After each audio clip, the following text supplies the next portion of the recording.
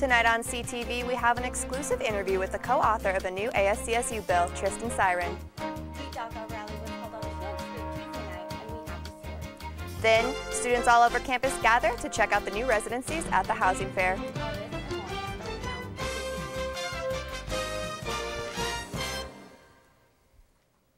Black History Month is being celebrated all over Colorado State, starting with civil rights activist Angela Davis on Tuesday night.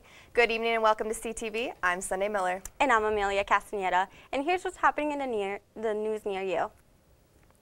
If you like using refillable water bottles here at CSU, then your student government is here to help. What do you think of this? How about this? How about this or this? Well, soon you'll be having a lot more of this, this, and this. Last night, ASCSU voted on a water bottle refilling station bill, and, well, here's the results. With a vote of 18 to 1 to 11, this legislation does pass. The bill was written by these two, Kevin Sullivan and Tristan Siren, and, well, here's how they celebrated. Their reason for bringing up the bill? Helping the students who aren't in ASCSU. And I'm glad that Kevin and I got to be the turning point to say, it's time to focus externally. It's time to look out beyond those doors and say, how can we help you? The bill went through lots and lots and lots of debate, but it finally passed, so it will now be sent to ASCSU President Michael Wells, after which... And then it'll go to facilities and they'll start on it. If it's in a large traffic area, they won't be able to do it. I'll have to wait for spring break, but I'm looking forward to seeing those plaques. This is Stuart Smith, CTV 11. We have with us co-author of the bill, Tristan Siren. So Tristan, tell me, why propose this bill in the first place? It was pretty much common sense. Someone came up to me at one point and they were like, it was actually, we were in a, if I remember correctly, comparative government, and I just started talking to him because he had nice hair, and he was like, I was like, oh yeah, I'm in student government. And he was like, oh, you know what you guys could do with these refillable water fountain stations? And I was like, bro, just tip the bottle. But someone wants it done, you do it. So I did some research into it, found out that those things are disgusting. Kevin and I actually put pictures of dogs drinking out of them from the Morgan Library all over the office in order to lobby for it. So it's a hygienic mess, and you lose a lot of water when you're drinking it out. It's sustainable. So I was like, it seems like a common sense thing. Definitely. And how do you feel about the outcome of the Senate vote? Oh, thank God. And what can the community expect as far as implementation? I have a tour with the facilities guy, Dan Kowalski, next week. We're getting coffee and we're going to walk around and he's going to walk me through it all. So we're starting the process next week, and I think they're going to start implementing the easy ones first that'll only take a few hours. There'll be some that'll take a little bit longer. Those ones I'll wait till spring break. I think it'll be done by the end of this semester. Wonderful. So to reiterate, how soon will students see these new water stations on campus? Give it 4 weeks and I think you'll start seeing them with little plaques up there. Wonderful. About a month. So I gotta ask, yesterday during Senate, you were seen passing around containers of milk. Can you explain the significance of that? You know, have you ever watched The Lion King? I have. And you know that monkey that comes out and he like hits the guy in the head and he says, look beyond what you see. And they start looking and looking, they find what they're looking for. Don't do that. Look at exactly what it was. Someone handed out milk. There's no significance, there's nothing there. Someone simply handed out milk. Just as simple as that. Just as simple as that. Well, to wrap it all up, are there any other bills in the works that you think are important for students to know more about? As far as like in the works, I think that there's a job to be done in the student government, and I think that's go talk to people, because there's been a lot of, I've even brought ideas to the Senate. We have an entire sheet of things that are just sitting there. Tailgating, I think a lot of people thought it was a mess this year. You know, we got a lot of feedback that said, it's not going the way we wanted it to go, that it's not centralized enough, that you got some lots over here, you got some lots over there, people who want to go to party with friends over here to over there, walking across, slumping across campus at that point. We got a lot of feedback on the 3-beer limit. So I think there was a lot of feedback from students that said, hey, love the new stadium, love the game, could be better, it could be a lot better, and nothing's been in the, there's nothing in the pipeline, so I think there should be a lot in the pipeline, but I haven't heard too much. Definitely. Well, thank you again, Tristan, for joining us thank you. tonight.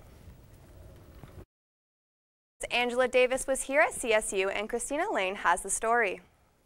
The Black African American Culture Center and RAM Events welcomed social activist and historical figure Angela Davis to speak at CSU for Black History Month. Her involvement in the civil rights and Black Panther movement has made a lasting impression on modern equality for women and people of color. So for me, I'm a big history buff, specifically Black history. So to see someone who is so influential to my community and who has done so much and has achieved so much, it is breathtaking. Guests filed into the LSC Theater to hear Davis speak on race relations, Haiti's influence on the world, and Trump's political policies. Her speech reminded guests the importance of remaining a strong community. I think all voices are important for us to be listening, but right now women of color really need to have their voices heard, and Angela Davis has just been doing this for so many years through the civil rights movement and has continued voicing her opinions and voicing the struggles of people that have been marginalized, and it's so important that we still continue to hear someone that's been so involved. To bring a woman of such stature with that powerful voice, be able to encourage women on campus to continue their fights, and I think it's important for men to be here as well, just to see how they can support women as well, just as she had men supporting her in the Black Panther movement. I think it's important for us men to learn as well. For upcoming speakers and events, go to calendar.colostate.edu. Community members, students, and families lined Shield Street, waving signs in support of the Dreamers and Temporary Protected Status, also known as TPS.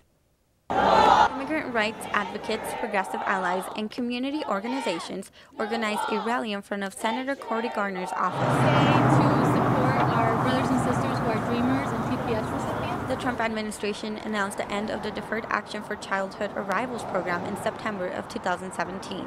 Since then, Congress has not been able to come to an agreement on DACA recipients and the DREAM Act. Without DACA, they have less opportunities and less paths to advance in studies, school, and in jobs.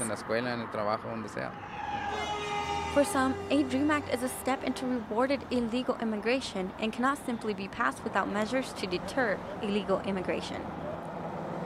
For others, an immigration status does not define an individual. To prejudge people because of their immigration status, or really any status, does not help anyone. So we shouldn't have hate and fear in our hearts about people. We should judge them as individuals and see what they can bring to the United States. For families like the Herrera family, who are parents of DACA students, feel the future of DACA remains uncertain. They have their permit and it's going to expire. After that, we don't know what's going to happen. In regards to their jobs, we don't know if their employers will fire them or not. It's an uncertainty that we don't know. Senators Cory Gardner and Michael Bennet became co-signers of the DREAM Act of 2017, and now some hope they will continue to support Dreamers. He was an early co-sponsor of the DREAM Act. And I hope that it wasn't all for political reasons. I hope in his heart that and if that is so, I hope that he will talk to his colleagues and try to garner support for, a DREAM Act that is part of an immigration bill that is pro-immigrant, not an immigration bill that is anti-immigrant. More than 200 signatures were collected for a letter sent to Senators Cory Gardner and Michael Bennet, asking for a sensible immigration reform, reinstating the Temporary Protected Status, known as TPS program, a guest worker program with a legal path to citizenship, and investing in cost-effective technological solutions to improve border security. Fort Collins City Council voted against a proposal Tuesday that would provide lockers at the Fort Collins Mennonite Fellowship for the homeless population. The proposal asked for roughly $10,500. To paraphrase, Council member Ray Martinez said, "I don't think lockers by itself is a step up to solving homelessness problems or getting jobs."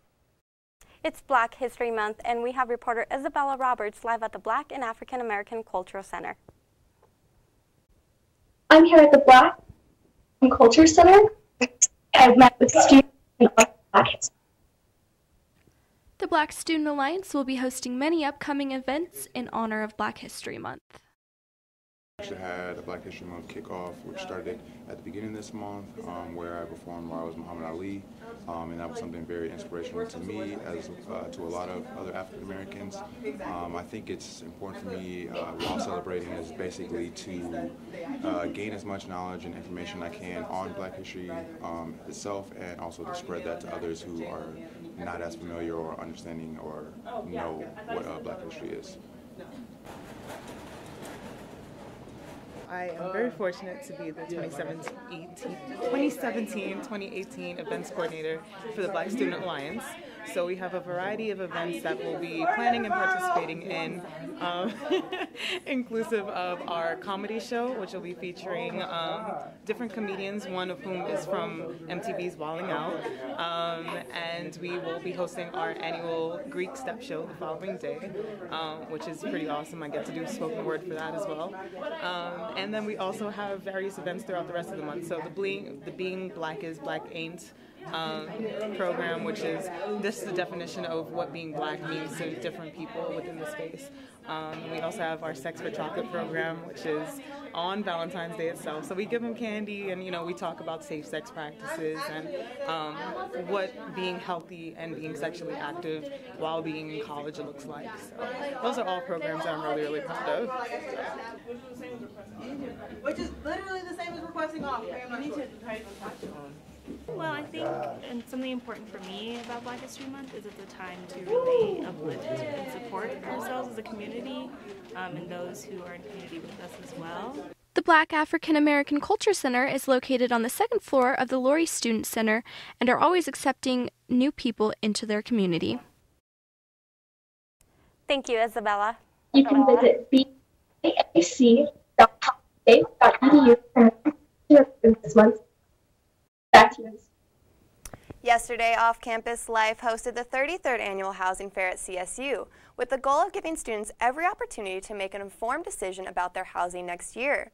The fair was held in the Laurie Student Center Grand Ballroom and was open to students, faculty, staff, and the community.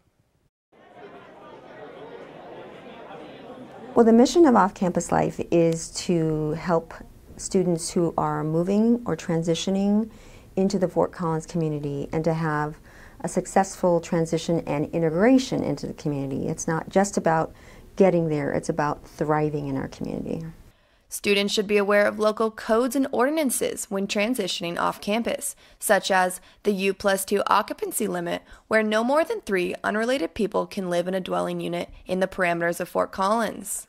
The housing fair involves a number of vendors from the surrounding community that are interested in speaking with students and about their housing options. This year's housing fair had more than 50 vendors from the Fort Collins community, including property management companies, landlords, realtors, and other resources.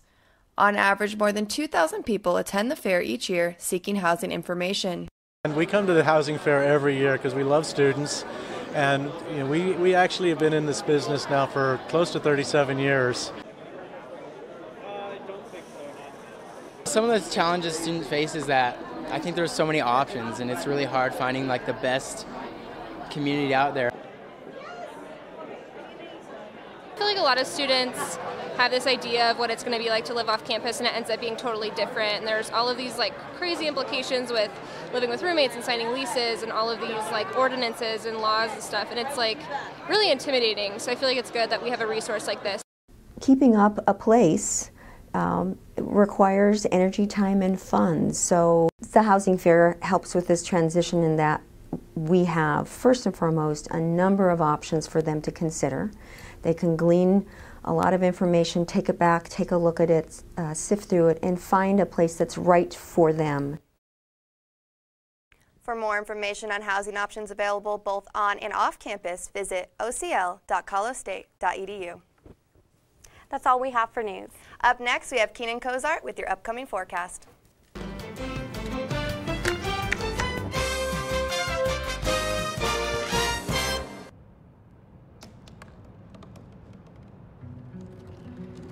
They said I couldn't dream. Called me a piece of trash and swore that's all I'd ever be.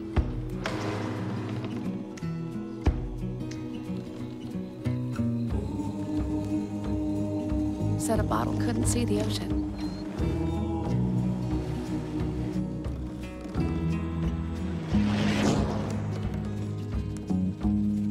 Give up.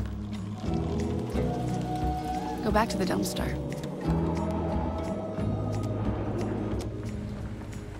But I didn't listen. I made my way.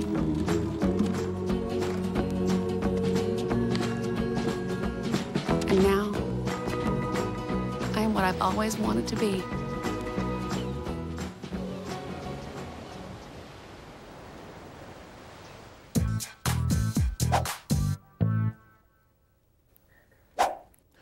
Welcome back from break, Rams. I'm your weather anchor, Keenan Cozort. Hope you're having a good rest of your week. Your current conditions right now are 26 degrees, partly cloudy, and your sunset was at 5:26 p.m.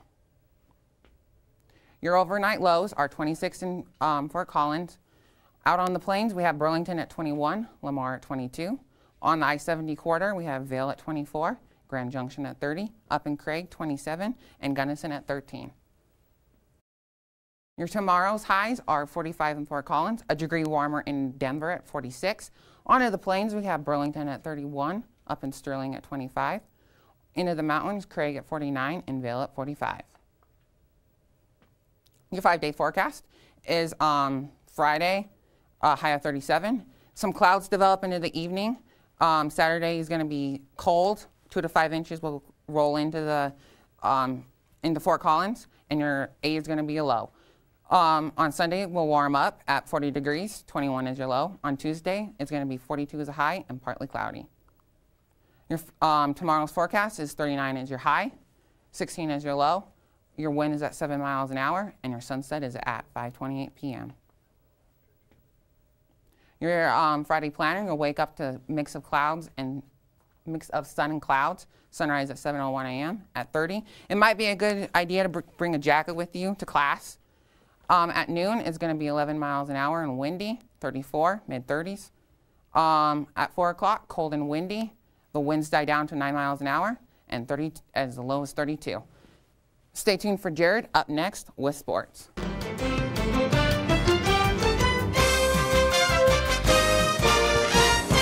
Well, Thomas, you've got pre-diabetes. But with more exercise and a change in diet, it can be reversed. I've tried exercising. It just makes me hungry for bacon. I love bacon, too. And who really likes to exercise? Not me. Me neither. Nobody. So we're good? What? Oh, you still have pre-diabetes. Big time.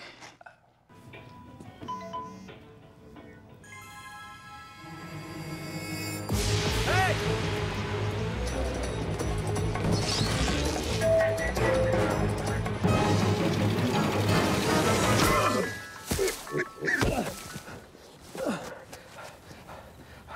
So, same time next week? Well, of course. Put away a few bucks, feel like $1 million. For free tips to help you save, go to Feed the Beat.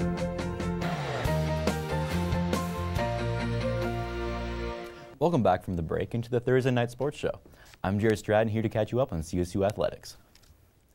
The CSU men's basketball team has officially hit rock bottom this season. They lost to the Air Force Falcons this Tuesday, 78-73. This marks their 7th loss in a row. The last time they lost as many games in a row was during the 2007-2008 season, when they lost 17. Don't worry, they only have 5 games left this season, so it will be impossible for them to break that record. Although there will be only 5 games left, 3 of these games will be played against the top 5 teams in the league.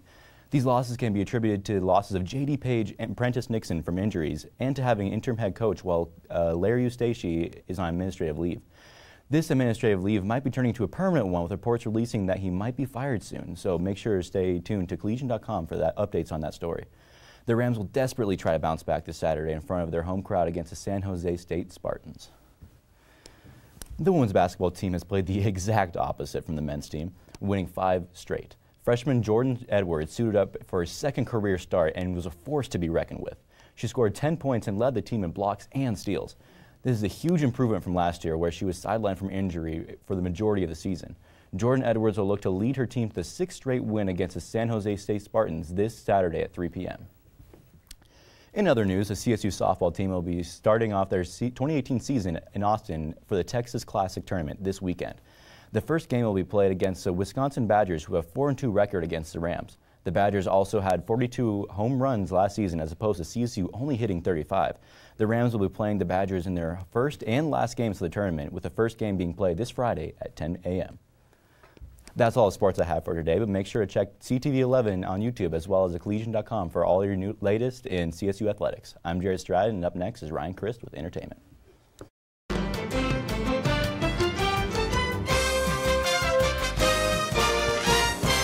You are listening to 90.5 KCSU Fort Collins with DJ Meanbeat, DJ Nightshade, DJ Wildcard. Music to me is one of the best creative outlets that I can think of. An escape from the real world. Music to me is an expression of love. To go from like folk to hip hop to like classic rock, 1960s bossa nova. With music, there's like no boundaries. I work here because I love music, and you do too.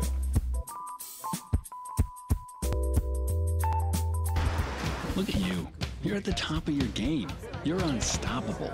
Nothing can throw you off track. Wait, is that your car? Uh-oh.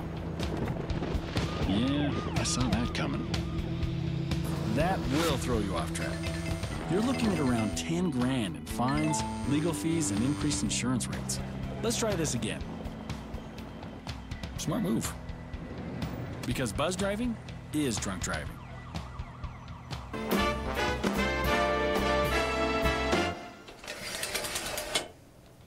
What's up, Rams? I'm Ryan Crist, your entertainment anchor on another fantastic Thursday, so let's get right into some entertainment news.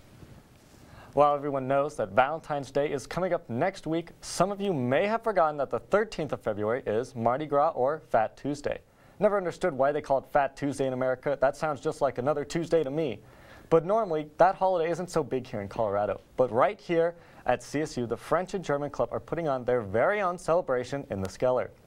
There'll be food, live music, and a costume contest for those who dress up. Along with all this entertainment, there'll be stations where students can make traditional Mardi Gras masks and learn about the meaning behind the three colors. This celebration will be next Tuesday at 5 p.m. Have you ever felt stressed out? Have you ever felt like you needed to drop a class because it was so stressful you couldn't take it anymore? If so, there'll be a free Managing Stress workshop in the Health and Medical Center. This mindful practices taught in this workshop are an effective way to reduce stress and improve well-being. Since we're all pretty stressed out, this workshop fills up fast, so make sure to register by calling 970-491-7121. But if calling someone on the phone stresses you out, then you can email them at vabt@colostate.edu. This class will be running through March on Mondays from 12:30 to 2 and Tuesdays from 10 to 11:30. 3 songs, 4 performers, 1 final winner, and all this and more happened last night at the UCA. Last night at the UCA, the finals for the Concerto competition were going on, where 3 different performers who started competing back in December got to play one last time for first place. And the semifinal round takes place in December. We usually have about 15 or 16 players, and we bring in 3 adjudicators. And they select 3, and those 3 then appear on the final performance, which we did this evening. The first performer was Dimitri Asierto on violin.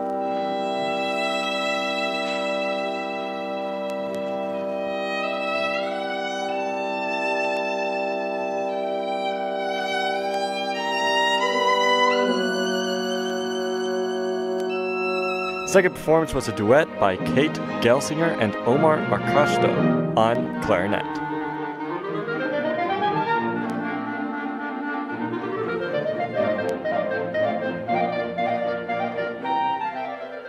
The last performer was Shishang Zhou on piano.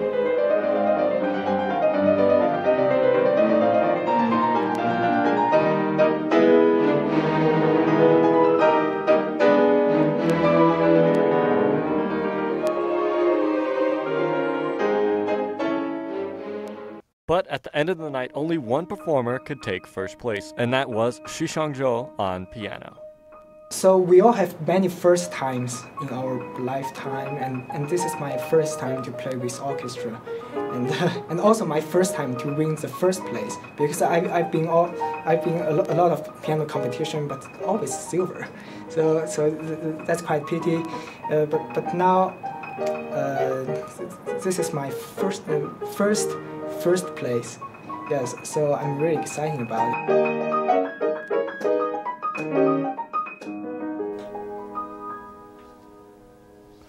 This orchestra's next concert will be in April, where they'll tackle one of the most challenging songs they could find. Now, whether you saw the Super Bowl or not, you must have heard about the new Han Solo movie. If not, crawl back under that rock you live under, because this is not for you. For everyone else, though, we got brand new images yesterday from the movie, which may give new insights to the movie, starting off with this picture right here. Now, it may just look like the Millennium Falcon flying through hyperspace, but if you look closely, the nose of the ship is closed when we're used to it being pronged. In an interview with Ron Howard, he says the Falcon is a character too, and I guess you'll see how it changes. Next, we have Han and Chewie on what looks like to be a train pulling off some sort of heist.